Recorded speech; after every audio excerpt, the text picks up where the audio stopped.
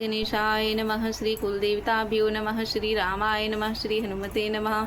श्री रामचरितमानस अयोध्या कांड दोहा संख्या 101। पद पखारी जलुपान करी आपु सहित परिवार रामा पीतर पारु करी प्रभुहि पुनि मुदित गयऊली पार। रामा श्यावर रामचंद्र शंकर जीव जोरी। केवट ने क्या किया, चरणों को धोकर सारे परिवार सहित स्वयं उस जल को चरणोदक को पीकर पहले उस महान पुण्य के द्वारा अपने पितरों को भव सागर से पार करके फिर आनंद पूर्वक प्रभु श्री रामचंद्र जी को गंगा जी के पार ले गया। उतरी ठाड़ भय सुर शरीरेता सिय राम गुह लखन समेता। केवट उतरे दंडवत कीना प्रभु ही सकुच नहीं कुछ दीन्हा। निषाद राज लक्ष्मण जी सहित श्री सीता जी और श्री रामचंद्र जी नाव से उतरकर गंगा जी की रेत बालू पर खड़े हो गए। तब केवट ने उतरकर दंडवत किया। उसको दंडवत करते हुए देखकर प्रभु को संकोच हुआ कि इनको कुछ दिया नहीं। नाव से जो पार की उसके बदले उनको कुछ उतराई नहीं दिए। राम भगवान तो वो थोड़ा संकोच करते हैं। फिर क्या होता है, पिय हिय की सिय जान निहारी मुनि मनि मुदरी मन मुदित उतारी। कहूँ कृपाल लेहि उतराई केवट चरण गहे अकुलाई। क्या होता है, पति के हृदय की बात को जानने वाली सीता जी ने आनंद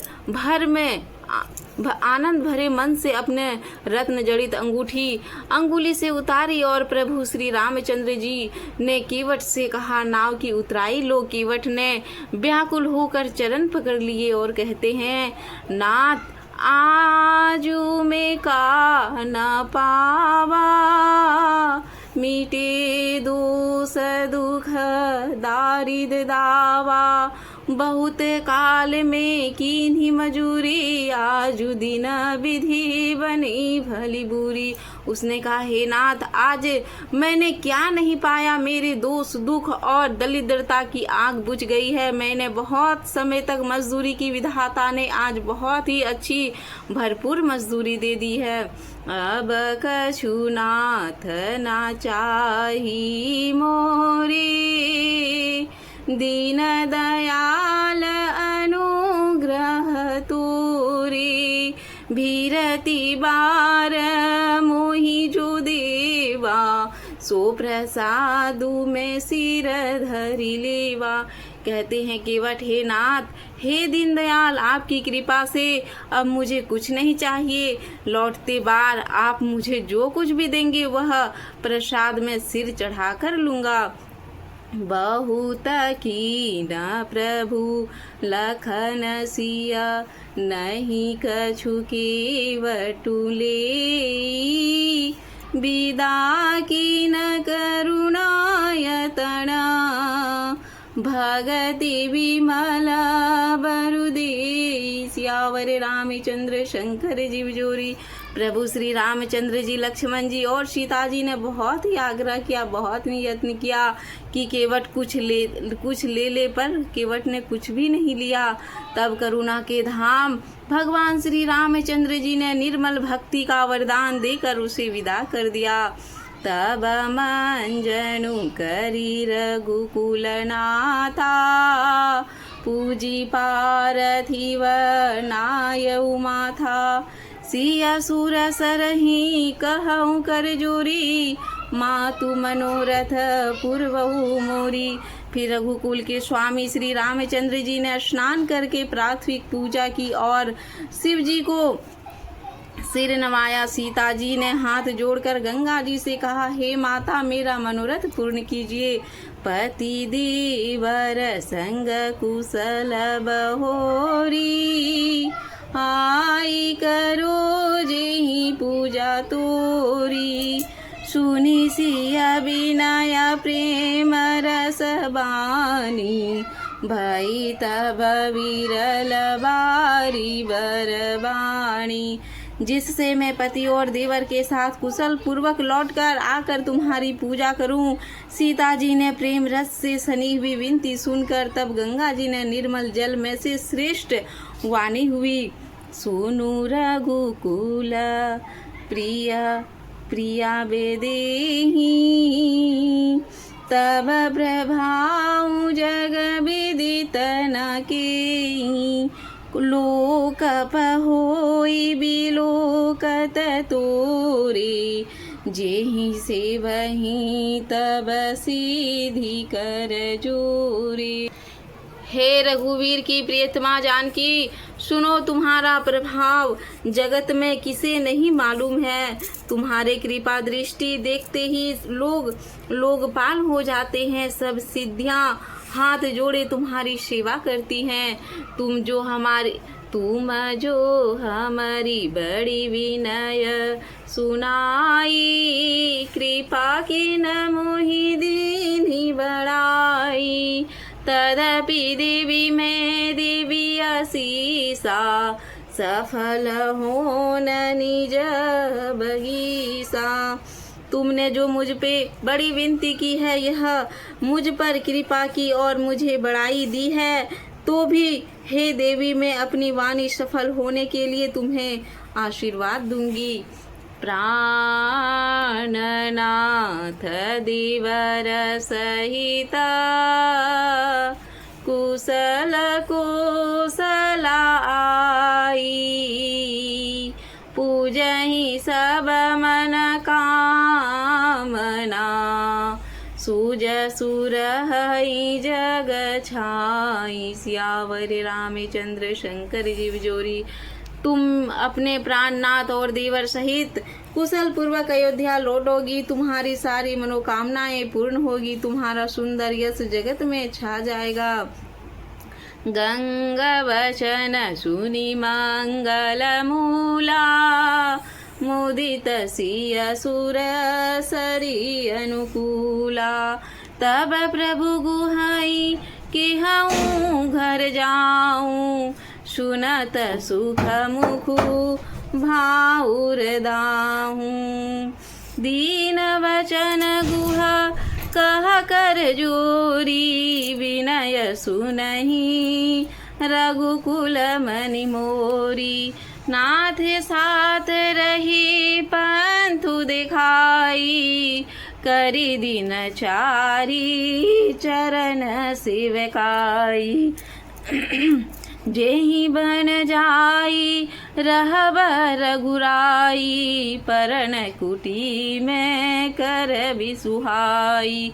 तब मोहि कह जसी देवर जाई, सोई कर हूँ रघुवीर दुहाई। सहज सने राम लखी तासु, संगलीन गुह हृदय हुलासु। पुनि गुह गयति बोले सबलीने, करी परितोषु विदा कर लीन्हे।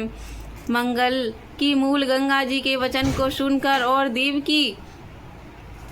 की अनुकूल देखकर सीता जी आनंदित हुई। तब प्रभु श्री रामचंद्र जी ने निषाद राज गु से कहा कि भैया अब तुम घर जाओ। यह सुनते ही उसका मुंह सूख गया, हृदय में दाह उत्पन्न हो गई। गु ने हाथ जोड़कर दीन वचन बोले, हे रघुकुल शिरोमणि, मेरी विनती सुनिए। मैं नाथ आपके साथ रहकर रास्ता दिखाकर कुछ दिन चरणों की सेवा करके, हे रघुकुल, जिस वन में आप रहेंगे वहाँ मैं सुंदर पर्णकुटी पत्तों की कुटिया बना दूंगा।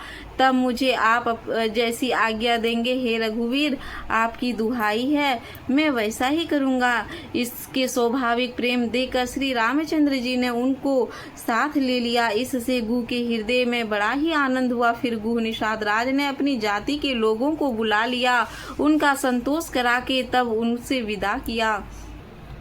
तब गणपति शिव सुमिरी, प्रभु नाई सुर सरहि माथ, सखानुज सिया सहित बन गवनु कीन, रघुनाथ सियावर रामचंद्र शंकर जीव जोरी।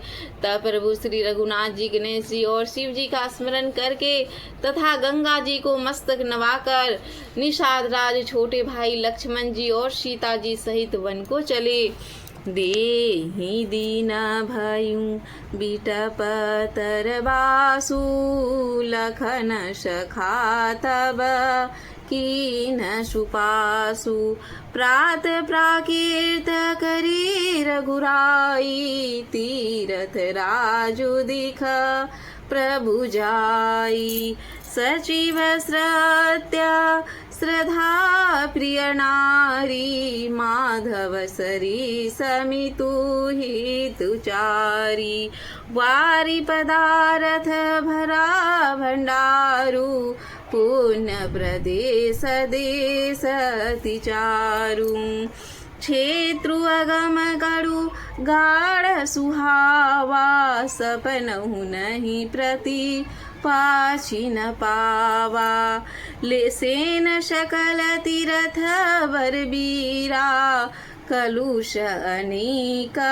दल नर धीरा, संगमु सिंहासनु सुठी सोहा छत्रु, अखय बटु मुनि मनु मोहा, चावर चमुररु गंग तरंगा, देखी मोहि दुख दारिद भंगा, सेवहि सुकृति साधु, सूचि पावहि सब मन काम, बंदी वेद पुराण गना, कहई बिमल गुण ग्राम। श्यावर रामचंद्र शंकर जीव जोरी।